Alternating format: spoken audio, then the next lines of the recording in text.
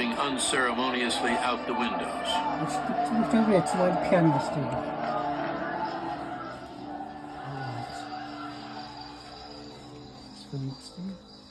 Ingres. Just go straight in with a bit more steam.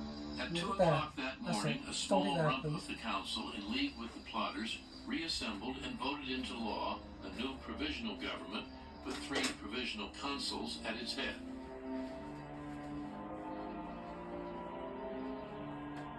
Bonaparte was one of them.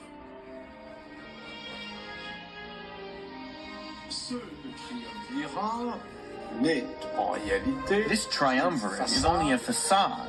Ingres at the same time. The parliamentary coup had become a military coup. David taught him. Jacques And the strongman is no longer Sieyès.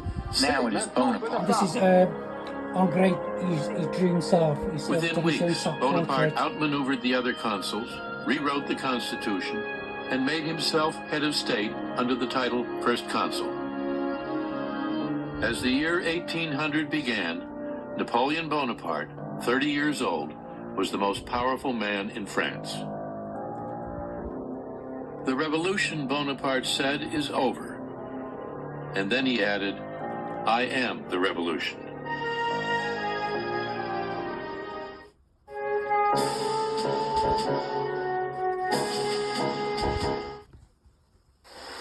War had catapulted Bonaparte into power. Now, war would help him secure it. France was still fighting Great Britain and Austria.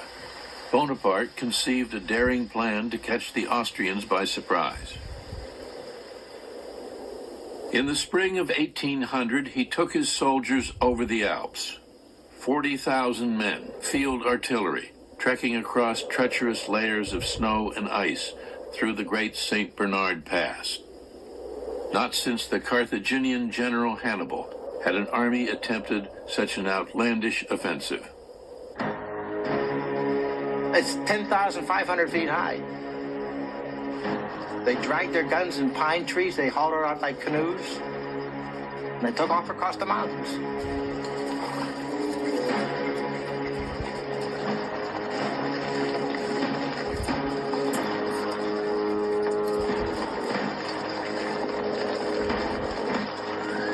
On May 20th, Bonaparte made the crossing himself.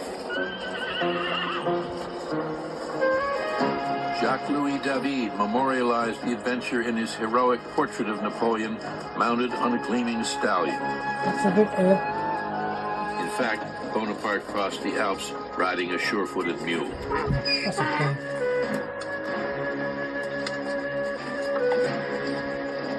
It took the general and his army just 6 days. On the morning of June 14th, he faced the Austrians at Marengo, 45 miles from Milan.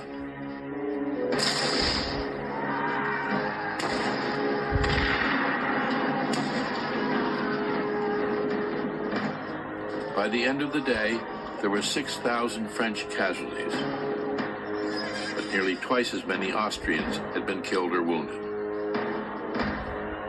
The French had won. My power depends on my glory, Bonaparte said, and my glory on my victories.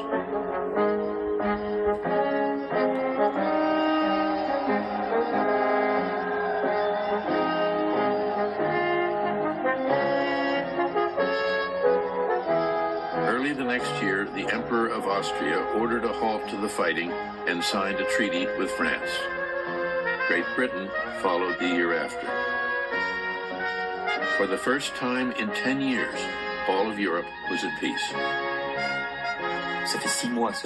Bonaparte had been in power just 6 months, and the people of France had seen other political regimes which had lasted only a year. They said, well, Bonaparte might not last either. After Marengo, things changed. Ordinary people, as well as people in the ruling class, now thought Bonaparte would last.